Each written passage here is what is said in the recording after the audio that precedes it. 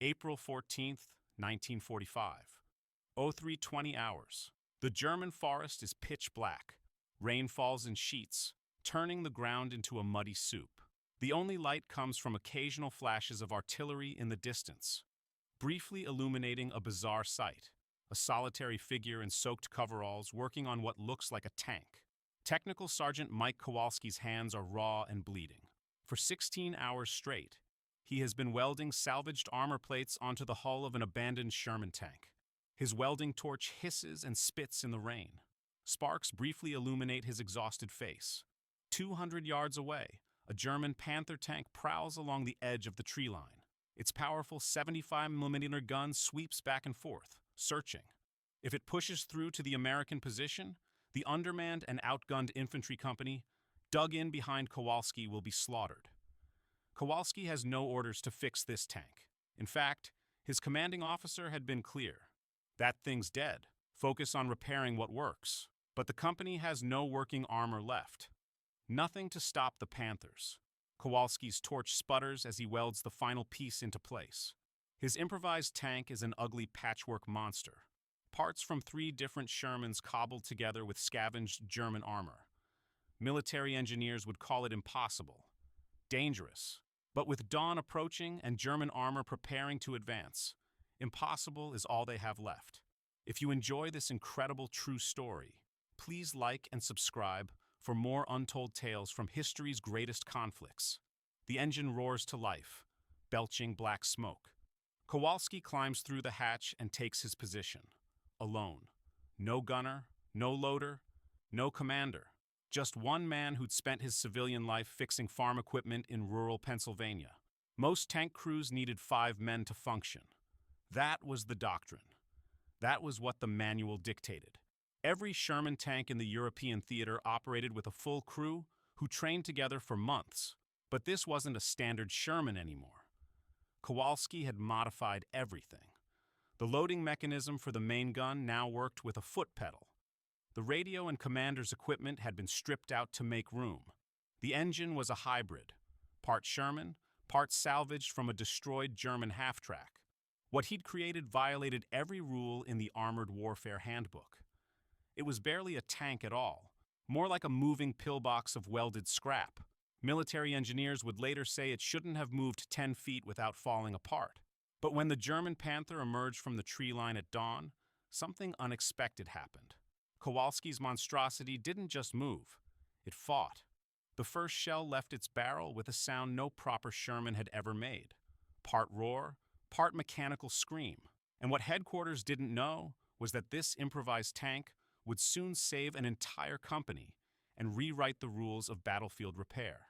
This is the true story of Technical Sergeant Michael Joseph Kowalski, a 34-year-old former farm equipment mechanic from Scranton, Pennsylvania, who rebuilt a functioning tank from the wreckage of 3 destroyed Shermans and scavenged enemy parts, all in less than 24 hours under enemy fire.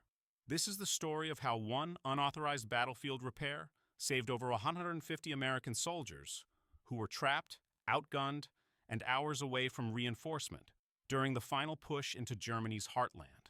This is the story of a man who the Army initially tried to court-martial for misuse of equipment and endangering personnel, until they realized his improvised tank had destroyed 2 German Panthers and held a critical crossroads that military planners had considered indefensible. But more than that, this is the story of what happens when rigid military doctrine collides with practical battlefield innovation, when rule books meet resourcefulness, when the impossible becomes necessary. Because Mike Kowalski didn't charge into battle in a standard-issue tank. He didn't follow approved repair protocols. He didn't wait for official authorization. He looked at the broken and abandoned equipment around him, calculated what was possible with the materials at hand, and created something entirely new under the most desperate circumstances imaginable. And in doing so, he proved that sometimes the most valuable weapon in war isn't superior firepower or perfect equipment. It's the human capacity for improvisation under pressure. To understand what Kowalski accomplished that rainy night near Hartsburg, Germany, we need to first understand the man himself, and why everyone called him Crazy Kowalski, long before he ever built his infamous tank. By April 1945, Allied victory in Europe seemed inevitable. Hitler's thousand-year Reich was collapsing.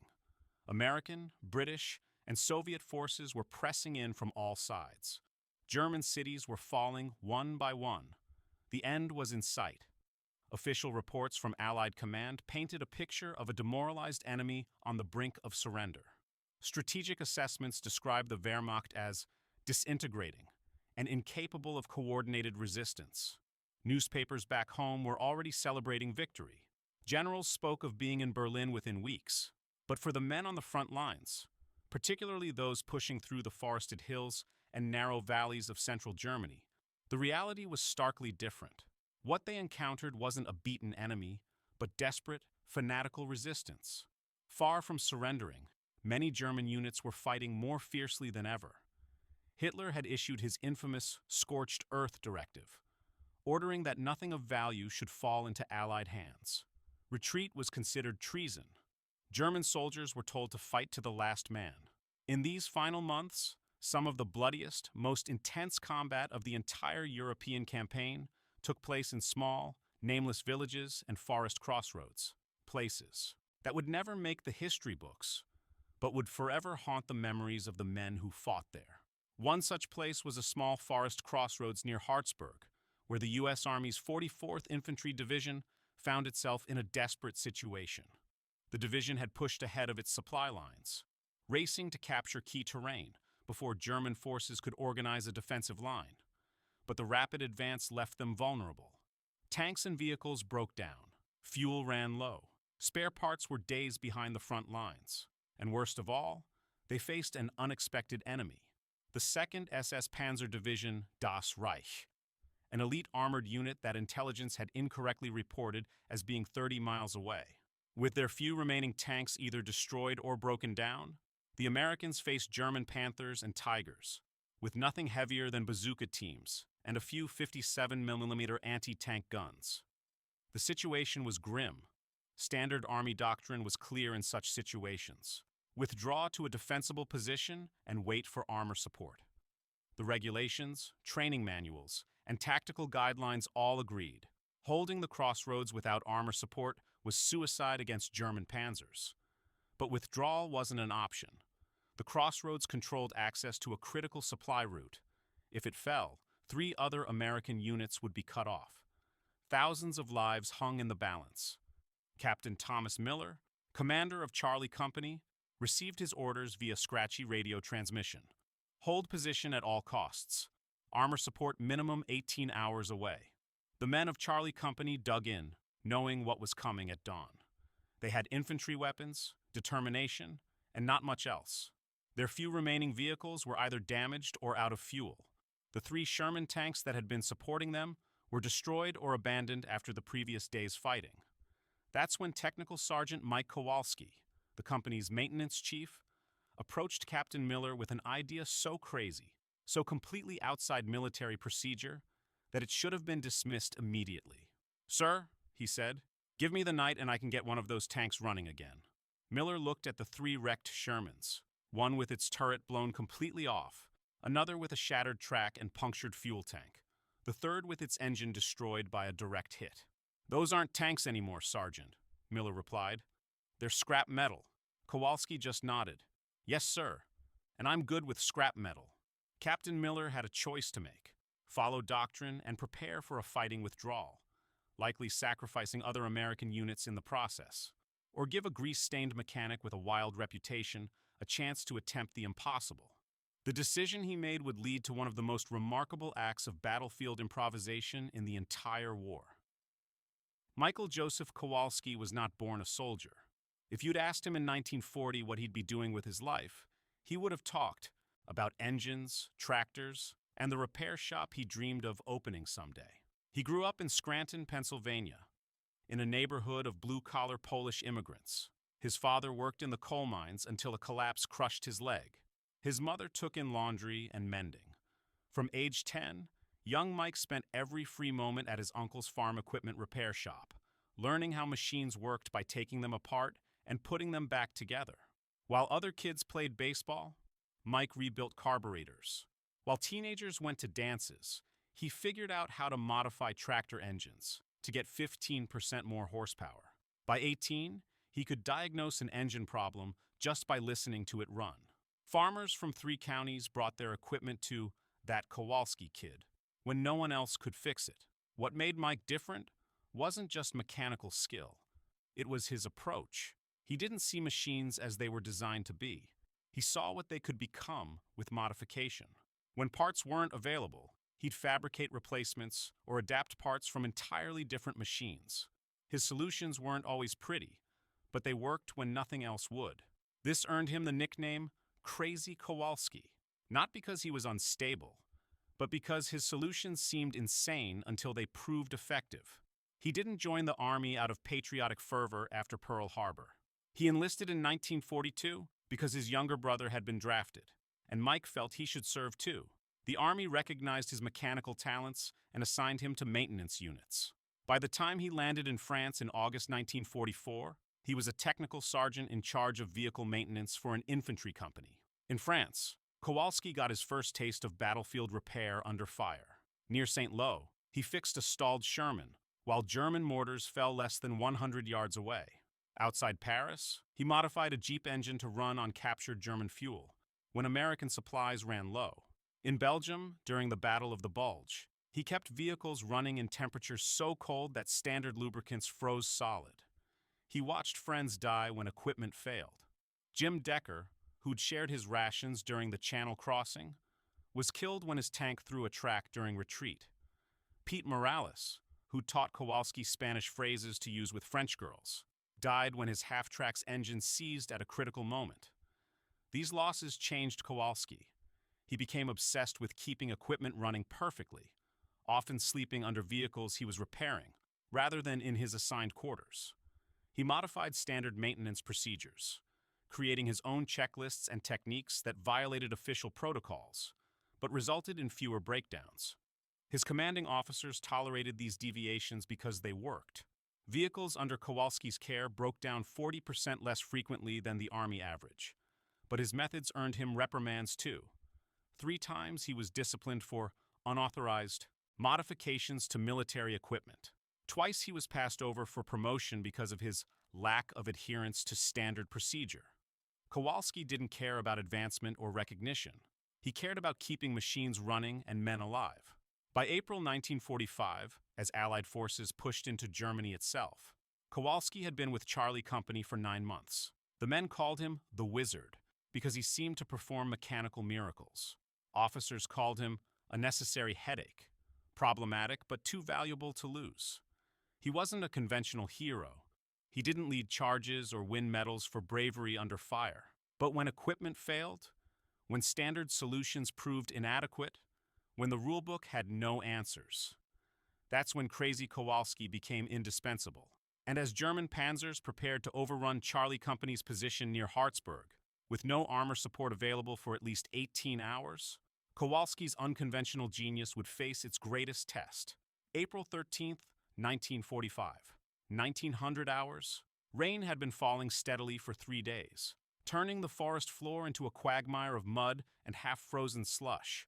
Inside a damaged farmhouse serving as Charlie Company's command post, Captain Miller spread out soggy maps as his officers gathered around. "Latest intelligence confirms it," he said grimly. "We've got elements of the 2nd SS Panzer moving into position less than a kilometer east of the crossroads. At least 4 Panthers, maybe more. They'll hit us at dawn." Lieutenant Garcia, the weapons platoon leader, shook his head. "Sir, we've got 2 bazookas with a total of 7 rockets between them. 3 anti-tank mines. That's it for anti-armor." "What about our Shermans?" asked Lieutenant Webb. "All 3 are out of commission," Miller replied. "One took a direct hit to the turret. Another has a thrown track and punctured fuel tank. The third has engine damage from an artillery near miss." The silence in the room was heavy. Everyone knew what Panthers could do to an infantry company without armor support. They'd seen the results too many times. "Sir," Lieutenant Garcia finally said, "we need to consider a strategic withdrawal. The regs are clear on this. Infantry without armor support should not engage." "Withdrawal is not an option," Miller cut him off. "Orders from regiment are explicit. We hold this position at all costs. If we abandon the crossroads, the Germans cut off Baker and Able companies to the north, plus elements of the 28th Division. We stand our ground. The officers exchanged glances. They were being asked to hold against German armor with rifles and machine guns. Outside, the rain intensified. Through the broken window came the distant sound of German tank engines being tested and tuned, the panzers preparing for the morning attack. It was at this moment that Technical Sergeant Kowalski knocked on the door, dripping wet and covered in grease. "Sorry to interrupt, sir," he said to Captain Miller, "but I heard about our situation. I think I might have a solution." Miller sighed. "Unless you've got a tank battalion hidden in your pocket, Sergeant, I don't see—" "I can get one of our Shermans running again," Kowalski interrupted. "Maybe not pretty, but combat-ready." Lieutenant Webb scoffed. "Those tanks are destroyed, Sergeant. I checked them myself." "Not destroyed," Kowalski corrected. "Damaged. There's a difference." "Explain," Miller said. Kowalski stepped forward, pointing to rough sketches he'd made on a piece of scrap paper. "I can take the engine from the 3rd Sherman and install it in the 2nd one. Use the tracks from the 1st one to replace the thrown track. Then reinforce the punctured fuel tank with rubber from a damaged half-track and sealant I've been developing." The officers stared at him. "That's impossible," Webb said. "You're talking about completely rebuilding a tank in the field, in the rain, at night, under enemy observation." "It's not by the book," Kowalski admitted, "but it's possible. I'll need 4 men to help with heavy lifting, access to the welding equipment, and permission to salvage parts from other damaged vehicles." "And if we give you all that, how long would this take?" Miller asked skeptically. "If we start now, I can have it operational by 0400. Not perfect, but able to fight." Captain Miller studied Kowalski's face, looking for any sign of doubt. He found none. "Lieutenant Webb, what does the maintenance manual say about field repairs of this magnitude?" Webb cleared his throat. "Sir, it explicitly prohibits them. Procedure calls for damaged tanks to be evacuated to battalion maintenance or abandoned if recovery is impossible. Field repairs are limited to minor issues only." Miller nodded slowly. "And if we follow the manual, we die," Garcia said quietly. The decision hung in the air between them. Follow established procedure and face near certain defeat, or give Kowalski a chance to attempt the impossible. "You have until 0400, Sergeant," Miller finally said. "Make it happen." April 13th, 1945, 2015 hours. The rain had intensified into a downpour that drummed against the damaged Sherman tanks. Visibility was reduced to mere feet, which was both blessing and curse. Good for hiding their work from German observers. Terrible for actually doing the work. Mike Kowalski stood in the mud, staring at the 3 broken Shermans. To anyone else, they represented hopeless wreckage. To him, they were a puzzle waiting to be solved. The first tank had taken a direct hit to the turret, which now lay 20 feet away, but its chassis and tracks were largely intact. The second had a thrown track and a hole in its fuel tank, but a functional turret and gun. The third had engine damage from artillery, but usable internal components. Kowalski had just 12 hours to combine these 3 wreckages into one functioning combat vehicle. No proper tools, no manual, no spare parts, just his knowledge, creativity, and 4 infantry volunteers who knew almost nothing about tank mechanics. "All right," he said to his makeshift crew, "here's what we're doing. We're taking the hull and tracks from the first tank, the turret and main gun from the second, and the transmission and engine parts from the third." Private Wilson, a former butcher from Chicago, looked doubtful. "Sarge, those are different tanks. You can't just swap parts like they're building blocks." "Watch me," Kowalski replied. They began by dragging the most intact hull into a shallow depression that offered some cover from German observation. Using hand cranks and improvised levers, they removed the damaged engine from the chosen hull. A backbreaking 6-hour process that should have taken a fully equipped maintenance team an entire day with proper cranes and tools. By midnight, all 3 men were exhausted, soaked to the bone, and covered in grease and mud. 2 of the volunteers had gone back to their foxholes, convinced the task was impossible.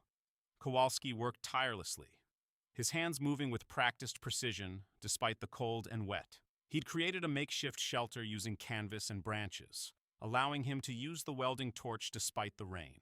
The blue-white glare of the torch lit up the night in brief flashes, each one risking observation by the enemy. At 100 hours, disaster struck. While attempting to mount the salvaged turret onto their composite tank, the improvised hoist collapsed. The massive steel turret crashed down, nearly crushing Private Wilson and damaging the newly installed engine mounting. "That's it," Wilson said, throwing down his wrench. "It's over, Sarge. We can't do this. No one could do this." Kowalski stared at the setback, calculating rapidly. The standard repair protocol would be to start over with proper equipment. But there was no time, no equipment, and dawn was approaching. He made a decision that went against everything in the maintenance manual. Rather than remounting the turret properly, he would weld it directly to the hull, creating a tank that couldn't rotate its main gun in the traditional way. The entire tank would have to turn to aim. "Get me all the welding rods we have," he told Wilson, "and find me more scrap metal. Anything steel that we can use to reinforce the joints." Wilson hesitated. "Sarge, that's not how tanks work. The turret has to rotate, or it's just a tank is whatever keeps you alive against a panzer." Kowalski cut him off. "Now get me those welding rods." As Wilson ran to comply, Kowalski stared at his creation. It was ugly.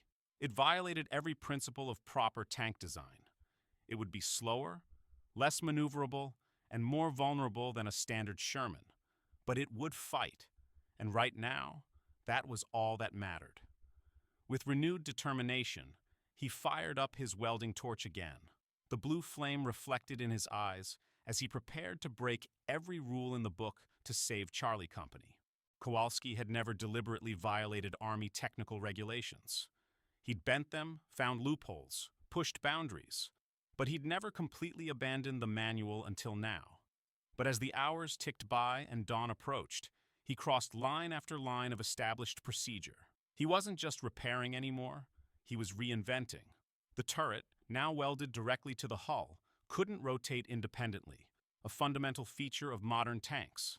To compensate, Kowalski modified the transmission to allow the entire tank to pivot more quickly, pulling parts from a damaged half-track to create a hybrid system that no tank engineer would have approved.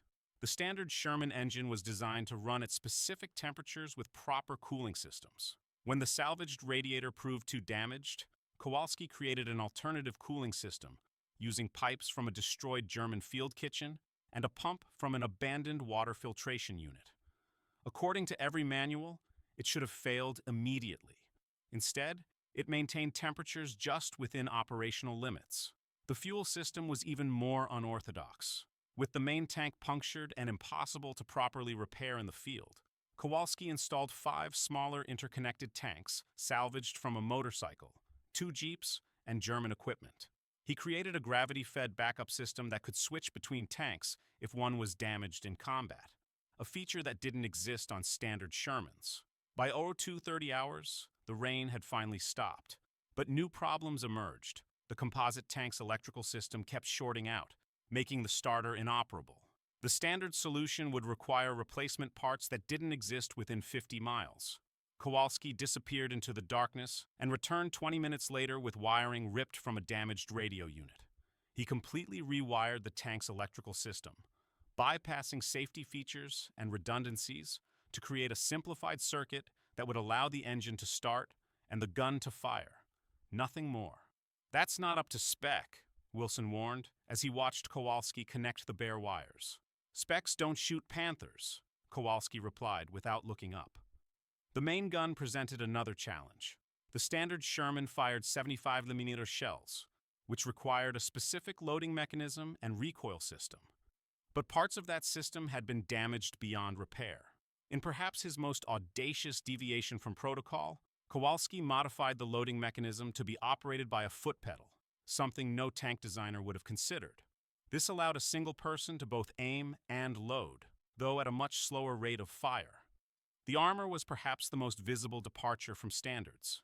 The Sherman's front glacis plate had been damaged, offering inadequate protection against German 75mm guns. With no replacement available, Kowalski salvaged armor from both German and American sources, including pieces of a destroyed Panzer III. They found half buried at the edge of the forest. He welded these mismatched pieces onto the Sherman in a patchwork configuration that prioritized protection of the vital areas: engine, ammunition storage, and driver's position. The result was ugly but functional, with armor sloped at angles that increased its effective thickness. As Aero 330 approached, the tank was taking shape. It no longer looked like a standard Sherman. It resembled no tank that had ever existed, a hybrid beast of salvaged parts and desperate innovation. Captain Miller came to check progress, staring in disbelief at what Kowalski had created. "My God," he whispered, "that thing looks like Frankenstein's monster." "Frankenstein was the doctor, sir," Kowalski corrected absently as he tightened a track tension bolt. "This is the monster." "Will it work?" Miller asked. "It'll move. It'll shoot. Beyond that," Kowalski shrugged, "we'll find out." The final hour before dawn was spent on testing and adjustments. The engine started with a roar that sounded wrong to experienced ears. Too rough, too uneven. But it ran. The tracks moved. The gun elevated and depressed, even if it couldn't traverse without turning the entire tank. Kowalski made dozens of small adjustments, tightening belts, adjusting fuel mixtures, realigning the gun sights using an improvised surveyor's level made from string and a canteen of water. None of it was by the book. All of it violated technical regulations that Kowalski had been trained to follow religiously. But as the first hint of dawn lightened the eastern sky, the impossible had been accomplished. From the wreckage of 3 destroyed tanks, one functional fighting vehicle had emerged. It was at this moment that Kowalski made his final and most unorthodox decision. Standard procedure required a full 5-man crew: commander, gunner, loader, driver, and assistant driver Bosch bow gunner. But there wasn't time to train a crew on the unique modifications he'd made. "I'll take it out myself," he told Captain Miller as the sound of German engines grew louder through the trees. "Alone? That's impossible," Miller objected. "No one can operate a tank alone." "No one can operate a standard tank alone," Kowalski corrected. "This isn't standard anymore." He patted the patchwork armor. "This is something new." As dawn broke over the German forest, Technical Sergeant Mike Kowalski climbed into his creation, a tank that should not have existed, that violated every principle of proper design and operation, that no maintenance manual in the world would recognize. And as the first German Panther emerged from the tree line, Kowalski's monster rolled forward to meet it. When the first shell left the barrel of Kowalski's hybrid tank, the sound it made was unlike anything the men of Charlie Company had ever heard. A metallic scream, followed by a concussive boom that seemed to shake the very air. The round struck the advancing Panther not in the heavily armored front glacis, but in the more vulnerable track assembly, just as Kowalski had intended. The German tank lurched to a stop, one track shattered, suddenly immobilized in open ground. The men in their foxholes watched in stunned silence. The patchwork Sherman, which they had already nicknamed Frankentank, was actually fighting. Inside the cramped confines of his creation, Kowalski was a one-man crew, driving, loading, firing, scanning, moving between positions in a carefully choreographed sequence he had worked out during the night. Sweat poured down his face despite the morning chill. His movements were precise, economical, focused. He knew he couldn't match the Germans for firepower or armor. His advantage lay in mobility and surprise. The Germans, seeing a single Sherman, would expect standard American tank tactics. They wouldn't expect the erratic movement patterns and unusual firing positions that a single operator could execute. When the second Panther appeared on the forest road, Kowalski was already repositioning, using the trees for cover, showing only enough of his tank to present a firing solution. For 15 crucial minutes, Kowalski's impossible tank held the crossroads, preventing the German armor from overrunning Charlie Company's position. It wasn't pretty. It wasn't by the book. But in those 15 minutes, as American artillery began falling on pre-registered coordinates and infantry bazooka teams moved into flanking positions, Kowalski's act of mechanical defiance changed the entire flow of the battle.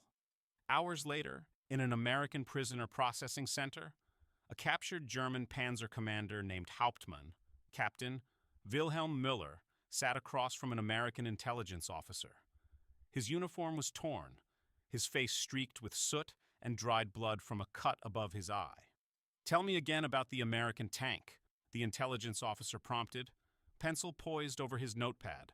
Muller's hands shook slightly as he reached for the offered cigarette. "It was unlike any Sherman we had encountered before," he said in accented English. "We initially identified it as a standard M4, but its behavior was irregular." "Irregular how?" "It moved differently. Standard American tank doctrine calls for hull-down positions and coordinated fire. This tank used the trees like a ghost, appearing and disappearing, sometimes showing only the gun barrel, sometimes the front armor. Never the same presentation twice."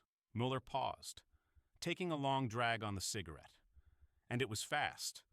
Much faster than a Sherman should be, especially in those conditions."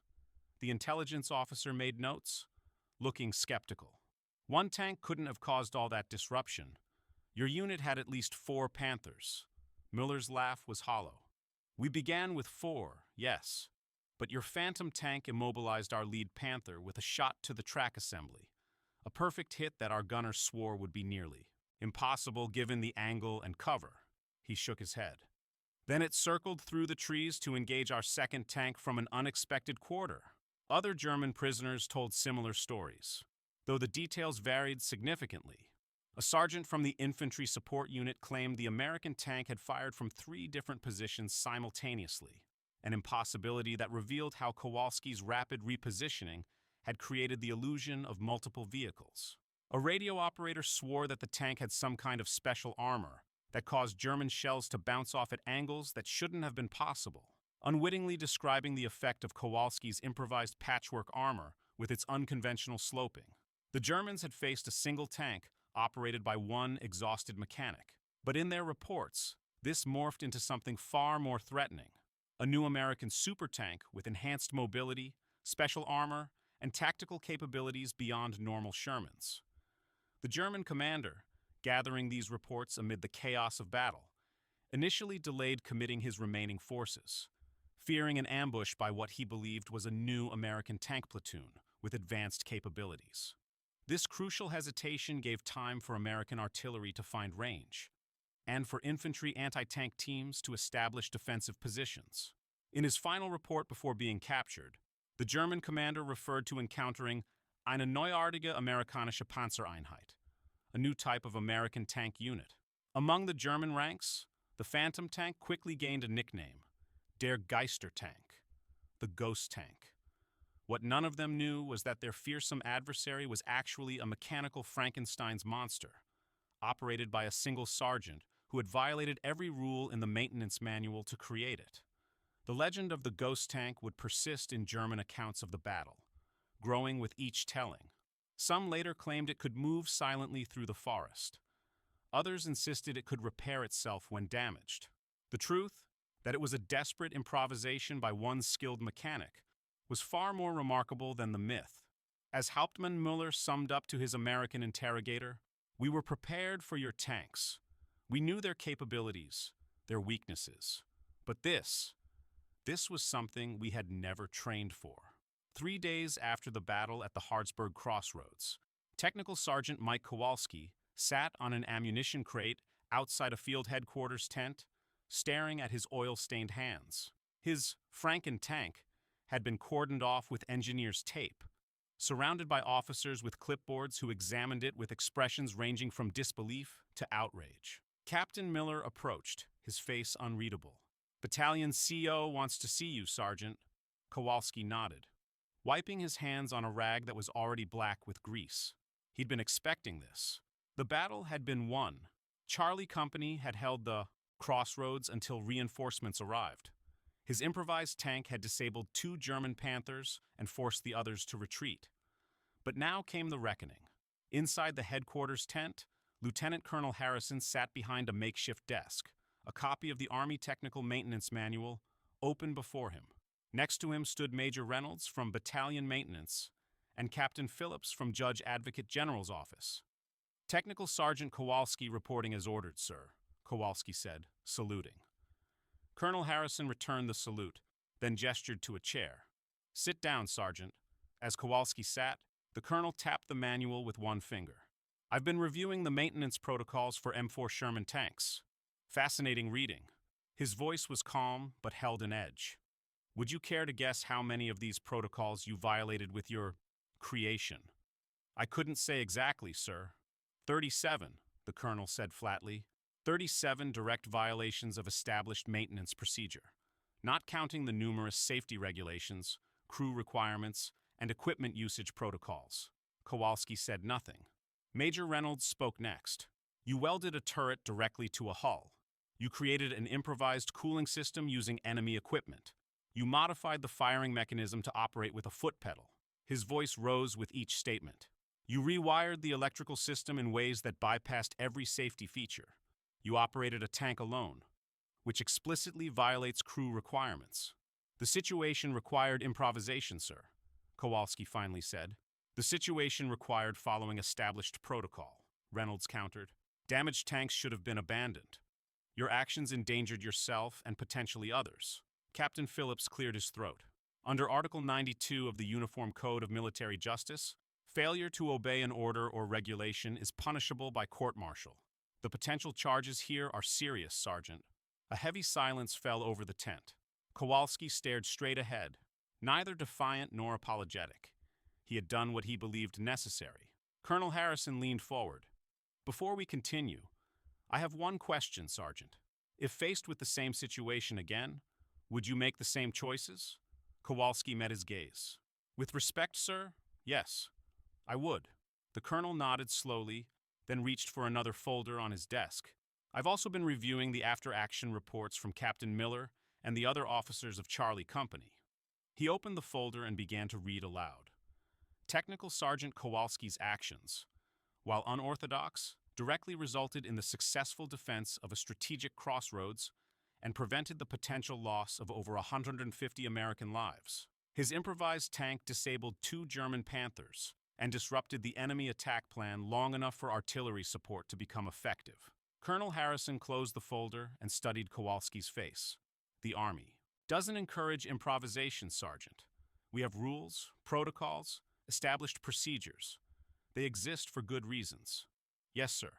But sometimes, the colonel paused, glancing at Major Reynolds, who looked distinctly unhappy. Sometimes the rulebook doesn't account for every situation. Sometimes a man has to make difficult choices in the field. He stood up. There will be no court-martial, Sergeant. Your actions, while technically in violation of numerous regulations, achieved the primary objective: mission success and preservation of American lives.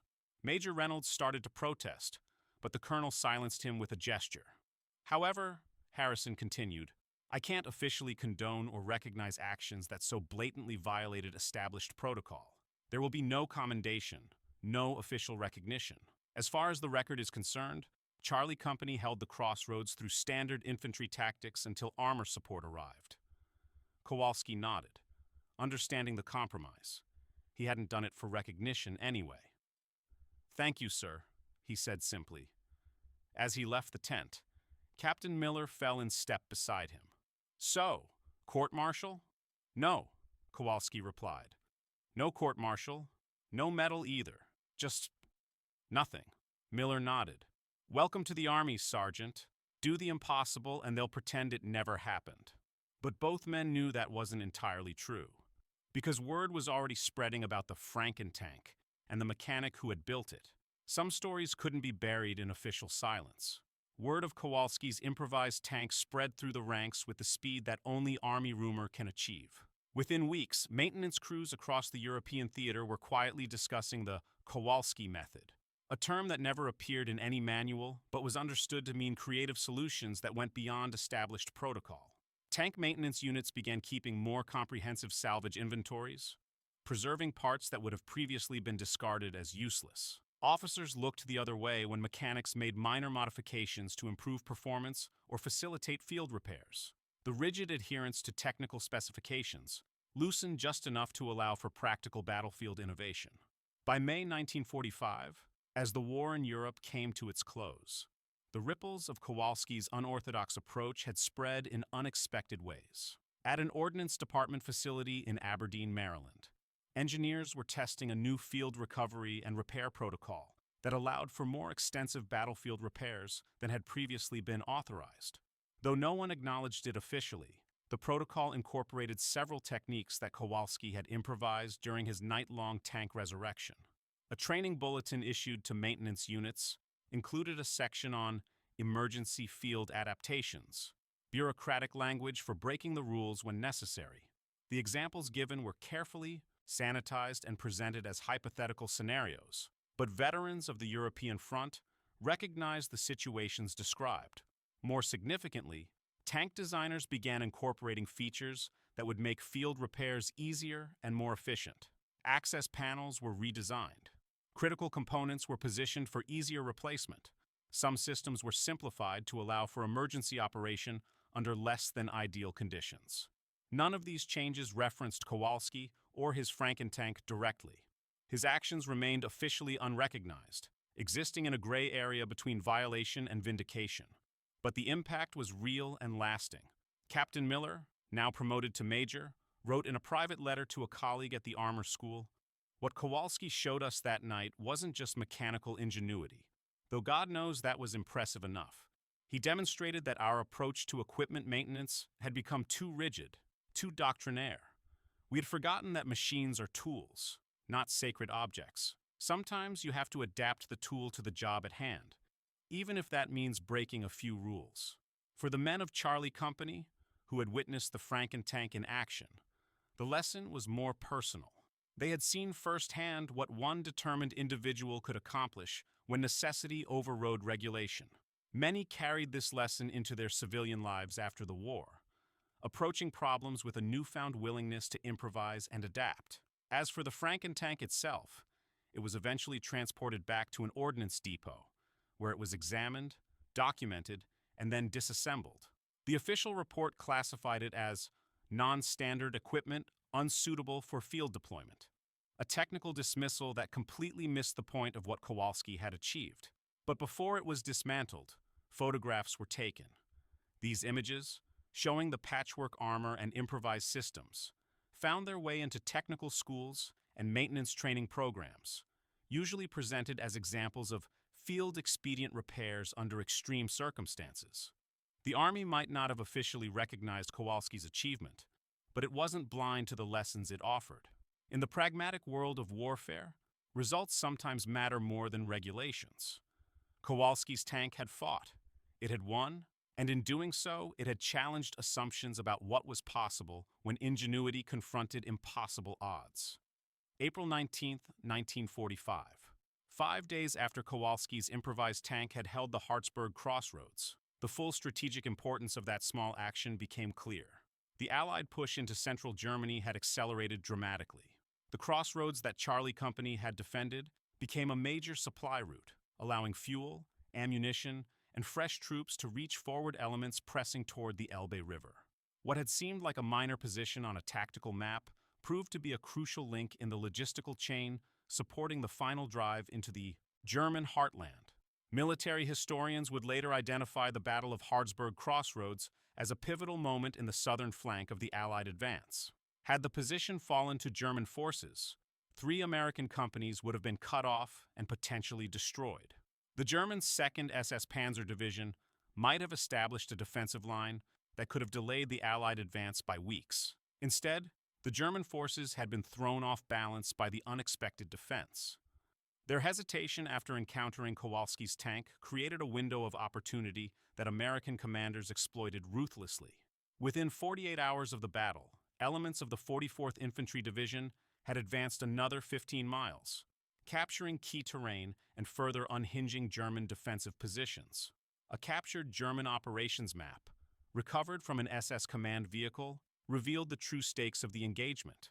The German High Command had intended the attack at Hartsburg to be the beginning of a larger counteroffensive, a last desperate attempt to split the American advance and buy time for defense preparations further east. When the initial attack failed, when Kowalski's tank disrupted their carefully planned armored thrust, the entire counteroffensive was abandoned. German units that had been held in reserve for the follow-up attack were instead dispersed to shore up crumbling defenses elsewhere. General Omar Bradley, commanding the 12th Army Group, noted in his operational summary that week, The rapid collapse of enemy resistance in the central sector can be attributed to their failure to execute a planned counterattack on April 14th to 15. Our forces at Hardsburg disrupted their timetable and denied them the initiative they sought. Bradley never knew about Kowalski or his Frankentank. To him, the successful defense of Hardsburg was simply another example of American units holding their ground against desperate German attacks. The details, how an unauthorized field repair had made that defense possible, never reached his level. For the men who fought there, however, the reality was clear. Private Wilson, who had helped Kowalski build the improvised tank, wrote in a letter home, "We should have been overrun. We all knew it. The Germans had the tanks, and we had nothing to stop them. Then Sergeant K built something out of junk that saved us all. I don't know if they'll ever give him a medal, but they should." The medals went elsewhere. The official history recorded that Charlie Company had repelled superior enemy forces through effective use of artillery support and anti-tank weapons. Technical Sergeant Kowalski received a brief mention for resourceful vehicle maintenance under adverse conditions, a pallid recognition that completely failed to capture what he had actually accomplished. But for the men of the 44th Infantry Division, who continued the advance into Germany, who lived to see the Nazi regime collapse and the war in Europe end, just weeks later, the impact of one night's desperate innovation was impossible to measure in medals or official reports. They had seen what one man could do when necessity, skill, and courage combined to overcome seemingly impossible odds. And that lesson stayed with them long after the guns fell silent. After Germany's surrender in May 1945, Technical Sergeant Mike Kowalski returned to Scranton, Pennsylvania, with a handful of medals that said nothing about his most significant contribution to the war effort. The Army had awarded him a Bronze Star for meritorious service, a deliberately vague recognition that made no mention of improvised tanks or breaking maintenance protocols. He didn't talk much about the war. When asked, he would mention serving in a maintenance unit, fixing engines, keeping things running. The story of the Frankentank remained mostly untold, shared only occasionally with close friends over beers when the mood was right. Mike didn't return to his uncle's farm equipment repair shop. Instead, using his GI Bill benefits, he opened his own garage on the outskirts of Scranton.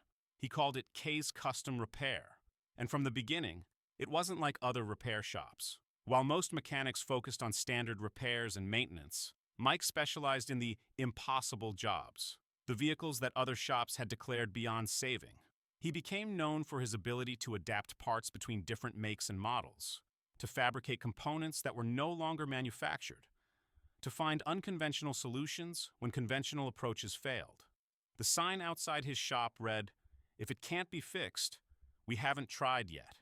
He married Sophia Novak, a girl he'd known since high school, in 1946. They had 3 children, 2 boys and a girl.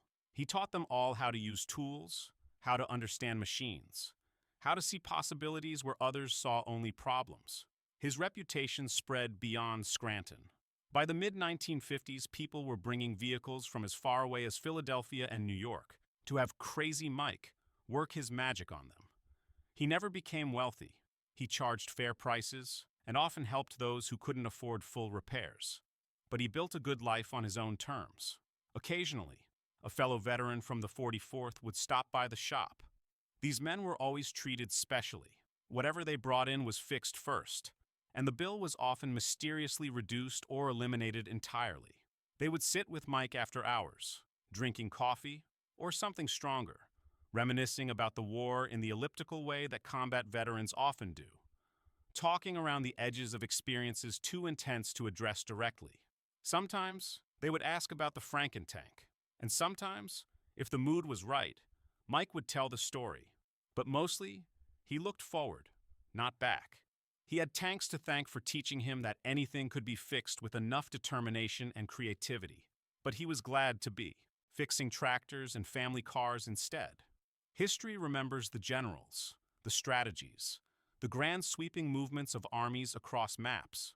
But wars are won in countless small moments of decision, when ordinary people do extraordinary things far from the spotlight. Michael Kowalski never led a charge, never planned a campaign, never stood at a podium to accept accolades. But on one rainy night in a German forest, He refused to accept the impossible. He looked at broken machines and saw potential. He broke rules because lives mattered more than regulations. His legacy isn't found in military textbooks or official histories. It lives in the philosophy that problems exist to be solved, that impossible is often just a failure of imagination, that sometimes you have to break the rules to achieve what matters. In that way, his story is quintessentially American, practical, innovative, irreverent when irreverence is needed, and always focused on getting the job done. In the small Veterans Memorial Park in Scranton, Pennsylvania, there's a modest display of World War II artifacts, mostly standard items, helmets, canteens, medals donated by local veterans. But in one corner sits something unusual, a small, roughly welded piece of metal shaped into the distinctive profile of a Sherman tank. It's made from scrap, pieces of different vehicles fused together. A simple plaque beneath it reads, "Sometimes you have to build your own solution." In memory of Michael J. Kowalski, 1910–1989. Few visitors understand its significance. Most walk past without a second glance. But occasionally, a veteran or a military historian will stop and study it closely, a smile of recognition crossing their face. Because some stories don't need grand monuments. They live on in influence, in approach, in the courage to improvise when the situation demands it. If you enjoyed this incredible true story of ingenuity under pressure, please like and subscribe for more untold tales from history's greatest conflicts.